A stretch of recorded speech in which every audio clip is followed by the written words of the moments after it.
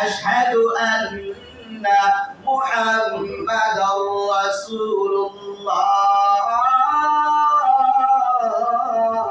এই আওয়াজ যখন যাইতো, কানের মধ্যে আওয়াজটা যাইতে সঙ্গে সঙ্গে বলতো আল্লাহ তাআলা তাদের মিথ্যাবাদীদের উপরে আল্লাহ তাআলা পুরে সরকার করে দেখ, তাদেরকে মিথ্যাবাদীদেরকে আল্লাহ তাআলা পুরে সরকার করে দেখ। কথা কি বলে, সত্য না?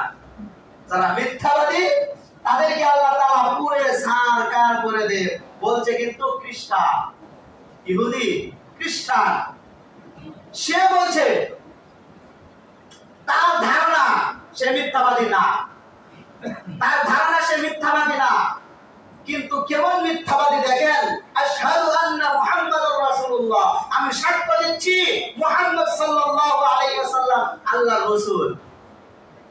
এখন এই আওয়াজ শোনার মাত্রই সে বলল মিথ্যাবাদীদেরকে আল্লাহ তাআলা পুরে সরকার করে দেন। তার মানে যারা এই আযান দেয় নবীকে রাসূল বলে, নবীকে রাসূল বলে রাসূল বলে মানে তাদেরকে আল্লাহ তাআলা পুরে সরকার করে দেন।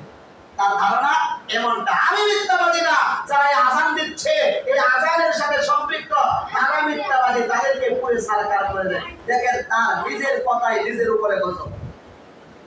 ভাইরা আমার, লক্ষ্য করে দেখুন, ওই খ্রিস্টানটা যখন রাত্রিবেলা ঘুমাইয়া গেল, তাফসীরে মাযহারিতে এই ঘটনা উল্লেখ আছে। তাফসীরের কিতাবের মধ্যে মুফাসসিরিনে কেরাম বলেন, ওই খ্রিস্টান যখন রাত্রিবেলা যখন ঘুমাইয়া যায়, তখন গভীর রজনীতে আর চাকর ঘরের ভিতরে প্রবেশ করে কোনো কারণবশত আগুন নিতে যায়। আগুন আনার জন্য ঘরের ভিতরে প্রবেশ করেছে। আগুন নিয়ে যখন চলে আসবে, আগুন জ্বালাইলে দেখবেন কিছু ফুলকি আসে এদিক সেদিক পুরাল মারে। ওই চাকর যখন আগুন জ্বালাইয়া যখন আগুন নিয়ে আসে, আর এদিক দিয়া আগুনের একটা ফুলকি এখান থেকে উড়ে যাইয়া একটা কোনো একটা কাপড়ের মধ্যে পড়ে, আর কাপড়ের মধ্যে পড়ে সবাই যখন ঘুমিয়ে যায়, ঘুমিয়ে যাওয়ার পরে ওই ঘুমের পরে হঠাৎ করে দাউ দাউ করে আগুন জ্বলে উঠলো। আগুন জ্বলে উঠে ওই খ্রিস্টান সহ তার পরিবার যারা ছিল সকলেই সহ ঘর বাড়ি সহ সব কিছু জ্বলে পুড়ে ছারখার হয়ে গেছে। কার কথা? নিজের কথা। সে মিথ্যাবাদী। আল্লাহ তাআলা মিথ্যাবাদীর উপরে যে আল্লাহর গজব নাযিল করেছে, আগুনে পুড়ে ছারখার করেছে, তার প্রমাণ তাকেই দেখায় দিয়েছে। তুমি নিজেই মিথ্যাবাদী, তুমি বলেছো পুড়ে ছারখার করার জন্য। এজন্য আল্লাহ তাআলা এই আগুনের মাধ্যমে গুমের করে তার ঘর সহ, তার নিজে সহ এবং পরিবার সহ সবাইকে পুড়ে ছারখার করে কাবাব বানায় দিয়েছে। কাবাব। ফেরাউনের কথাই, ফেরাউনকে আল্লাহ রাব্বুল আলামিন শাস্তি দিয়েছে।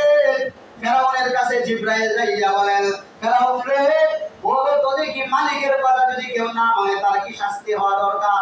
ফেরাউন কয়, আমি এই দেশের রাজা, আমি এই দেশের খোদা, আমার কথা। তার ধারণা আমি খোদা, আমি মালিক। মালিকের কথা যদি কোনো জাতি না মানে তাকে এই সমুদ্রের মধ্যে ডুবাইয়া সমুদ্রের পানি খাওয়াইয়া তাকে হত্যা করা দরকার। জিবরাইল